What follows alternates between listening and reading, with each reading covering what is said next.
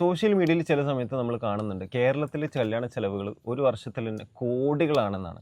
Actually ഈ കോടികൾ എന്ന് പറയുന്നത് ഈ ആർഭാടമായിട്ട് നടത്തുന്ന കല്യാണങ്ങളൊക്കെ ഈ പൈസയൊക്കെ കലക്കിയിട്ട് എനിക്ക് തോന്നുന്ന ഒരു കടലിലേക്ക് ഒഴിക്കുകയാണോ? അല്ല. ശരിക്കും ഇവിടെ നടക്കുന്നത് ഞാൻ കൃത്യമായിട്ട് പറയുകയാണെങ്കിൽ നമ്മുടെ കയ്യിൽ ഇഷ്ടം പോലെ പൈസയുണ്ട്. നമുക്ക് ഒരു കല്യാണം ആർഭാടമായിട്ട് നടത്തുന്നതുകൊണ്ട് ഒരു ബുദ്ധിമുട്ടുമില്ല.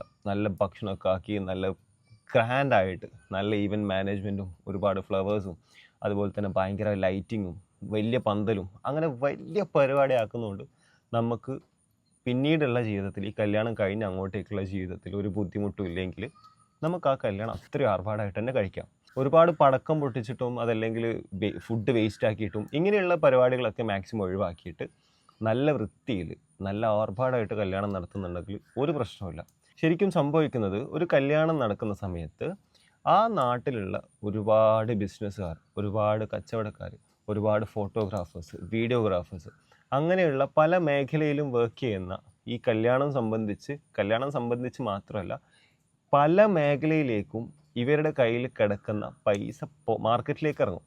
അങ്ങനെ മാർക്കറ്റിലേക്ക് ഇറങ്ങുന്ന സമയത്ത് അതായത് ഒരു സൂപ്പർ മാർക്കറ്റിൽ കച്ചവടം നടക്കണം.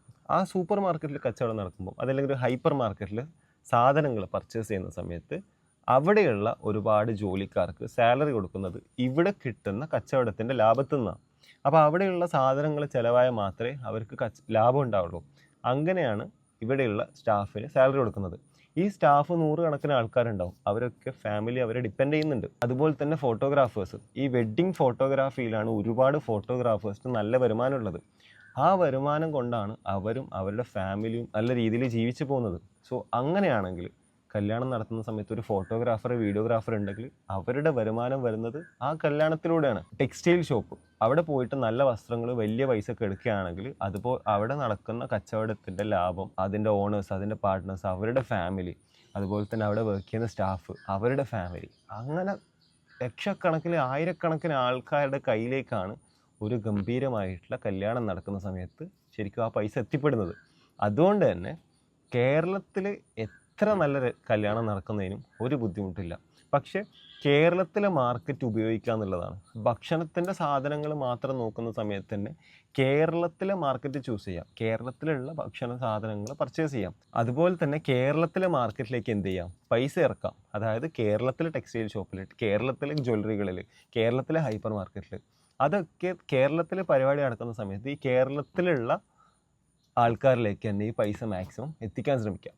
അങ്ങനെ ആകുമ്പോൾ ഒരു കല്യാണം ആർഭാടമായിട്ട് നടക്കുക എന്ന് പറയുന്നത് ഒരിക്കലും ഒരു ആർഭാടമല്ല, അതൊരു സഹകരണം പോലെയാണ്. അതായത് നിങ്ങളുടെ കയ്യിൽ കെട്ടിക്കിടക്കുന്ന പൈസ നിങ്ങൾ എന്ത് ചെയ്യുന്നു, മാർക്കറ്റിലേക്ക് ഇറക്കുന്നു.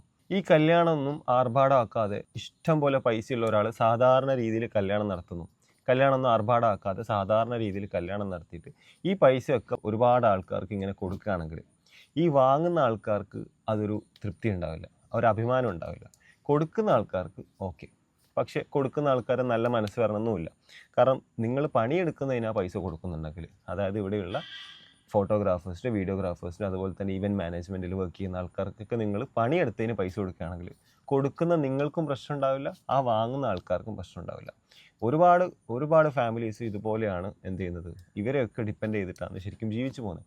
അപ്പോൾ കല്യാണം ആർഭാടം എന്ന് പറയുന്നത് ശരിക്കും തെറ്റാണ്. കല്യാണം ആർഭാടമായിട്ട് നടത്തരുത് എന്ന് പറയുന്നത് തെറ്റാണ്.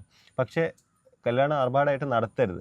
ഏത് രീതിയിലുള്ള ആൾക്കാർ സ്വന്തമായിട്ട് പണമില്ലാതെ മറ്റുള്ളവരെ കാണിക്കാൻ വേണ്ടിയിട്ട് ലോണോ അതല്ലെങ്കിൽ കടം വാങ്ങിച്ചിട്ടോ അല്ലെങ്കിൽ വീടും സ്ഥലമൊക്കെ വിറ്റിട്ടോ വണ്ടി വിറ്റിട്ടോ ഇങ്ങനെയുള്ള രീതിയിൽ കല്യാണം ആർഭാടമായിട്ട് നടത്തുക എന്ന് പറയുന്നതിന് ഞാൻ ഒരിക്കലും യോജിക്കുന്നില്ല. അത് ശരിക്കും തെറ്റാണ്. കാരണം പിന്നീടുള്ള ജീവിതത്തിൽ സന്തോഷവും സമാധാനവും ഉണ്ടാവാൻ ചാൻസ് ഇല്ല.